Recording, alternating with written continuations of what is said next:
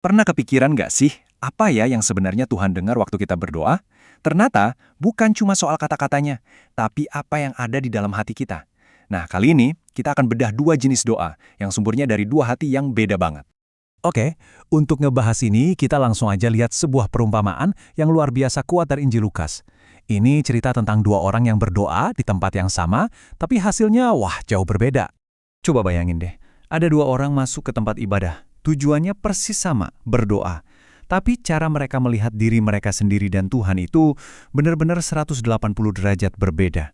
Dan ini tuh bukan cuma cerita zaman dulu ya, tapi bisa jadi cerminan buat kita juga hari ini. Coba kita lihat bedanya. Kontras banget kan? Di satu sisi ada orang Farisi. Dia berdiri dengan pede seolah-olah lagi ngasih laporan prestasi ke Tuhan. Aku puasa, aku ngasih perpuluhan, aku nggak kayak orang lain. Fokusnya cuma aku. Nah, di sisi lain ada si pemungut cukai. Dia bahkan nggak berani lihat ke atas. Dia cuma bisa pukul dada dan bilang, Tuhan kasihanilah aku orang berdosa. Doanya singkat, tapi isinya penyerahan total. Dan, boom! Disinilah bagian yang paling mengejutkan. Tuhan justru membenarkan si pemungut cukai, bukan orang Farisi yang ngerasa dirinya paling suci. Loh kok bisa? Ternyata Tuhan gak nyari daftar panjang kebaikan kita. Yang dia cari adalah hati yang sadar betul betapa kita butuh pengampunannya. Jadi perumpamaan ini sebenarnya lagi menyoroti satu penyakit rohani yang sangat bahaya, yang jadi akar dari doa yang salah tadi. Penyakit itu namanya kesombongan. Kesombongan itu bukan cuma soal angkuh atau pamer loh, ini lebih halus lagi, kayak racun yang bekerja diam-diam.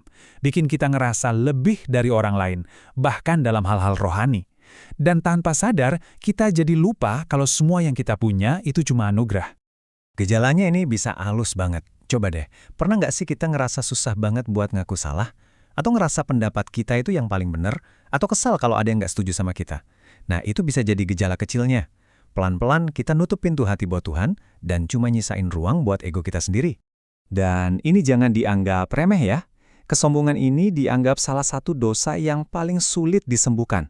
Kenapa? Ya karena orang yang sombong seringnya nggak merasa kalau dia sakit dan butuh obat. Terus apa dong penawarnya?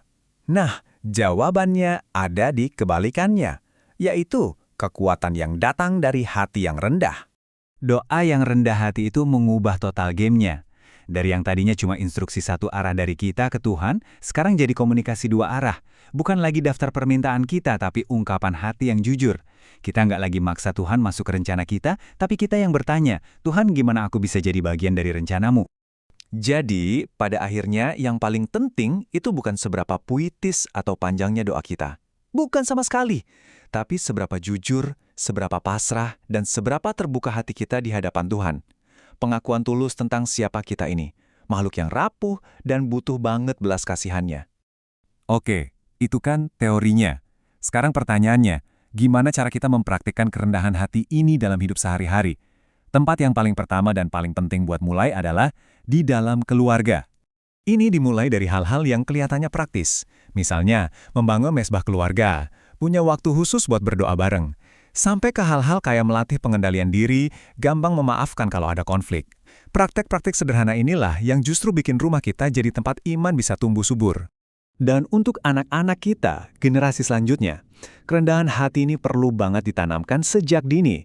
Caranya, bukan dengan ngebanding-bandingin mereka sama orang lain, tapi dengan memuji usaha mereka, apapun hasilnya.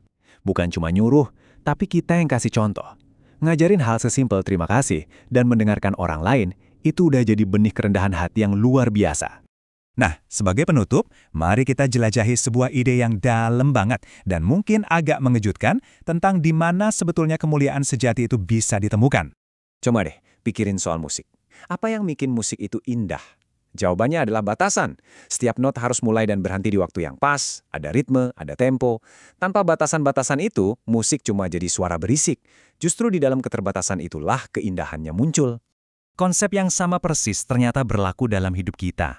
Ini benar-benar membalikan cara kita berpikir kan? Kita seringkali sebel sama keterbatasan kita. Pengennya kita lawan terus. Tapi gimana kalau ternyata keterbatasan kita itu justru panggung di mana kemuliaan Tuhan bisa bersinar paling terang? Contoh puncaknya, tentu saja Kristus. Dia, Allah yang tanpa batas, justru rela mengambil wujud manusia yang serba terbatas. Dan lewat keterbatasan yang paling puncak, yaitu kematian, dia justru membawa kehidupan yang kekal buat kita semua. Kemuliaan terbesar datang dari dalam keterbatasan. Jadi, pertanyaan ini buat kita renungkan bareng-bareng. Di tengah semua keterbatasan yang kita punya, entah itu fisik, emosional, finansial, atau apapun, bagaimana kalau kita berhenti melawannya dan mulai bertanya, di mana ya kemuliaan Tuhan sedang bersinar lewat keterbatasanku saat ini?